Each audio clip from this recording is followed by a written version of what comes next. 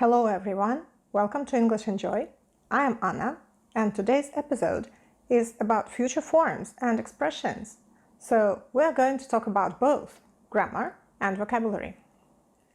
Grammar-wise, when we speak about future plans, we can use be going to, present continuous, and future simple, that is, will, plus bare infinitive. We use be going to speak about intentions and future plans. For example, my friend is going to buy a new car. In this case, it's just an intention. He's made up his mind, but he hasn't yet made any arrangements. We use present continuous to speak about arrangements. For example, we are leaving on Wednesday, or we are flying to London, implying that we've already bought tickets. Simply stated, be going to shows that the decision's been made, whereas present continuous shows that some actions have already been taken.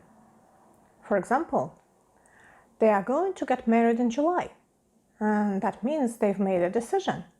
Compare, they are getting married in July. That means they are already engaged, they've booked the church, and probably invited the guests. For instant decisions made at the moment of speaking, we use will. For instance, in the restaurant, choosing by the menu, you can say, I'll have the fish. Or, if you are calling somebody who is not in, you'll say, I'll call back later. We also use will to speak about promises and offers. For instance, I won't tell anybody your secret. Or, I'll promise I'll drive carefully. One more example. I'll help you with this rule. For suggestions, we can use shall I or shall we. For example, shall I open the window? Or shall we celebrate tonight? More examples. Shall we have pizza for lunch?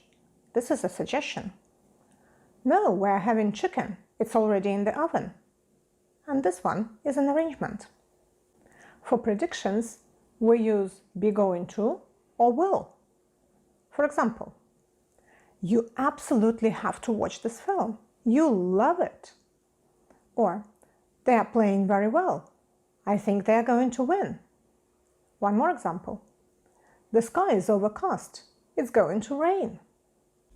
Watching films or listening to podcasts, you can notice that speaking about future, native English speakers use a variety of phrases that make their statements more emotional.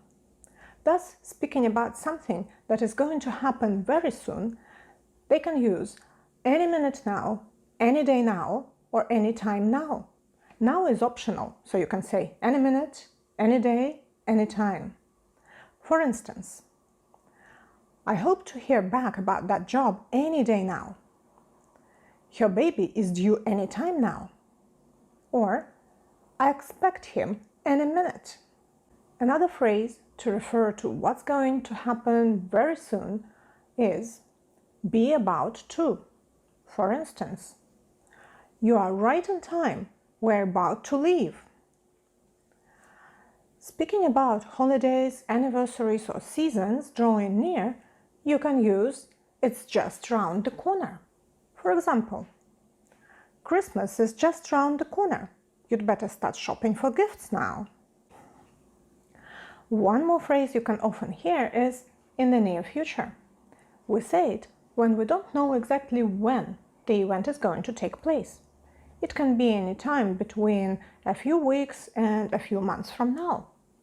This phrase combines well with present continuous or will. For instance, the conditions might change in the near future. We'll have some new equipment in the near future. Are you planning to achieve this goal in the near future? Speaking about something inevitable, but the time is unknown, you can say sooner or later, which means that this can happen very soon or very far in the future. For instance, it has to be done sooner or later. Sooner or later, she will find out your secret. Instead of will or be going to, you can say bound to happen eventually.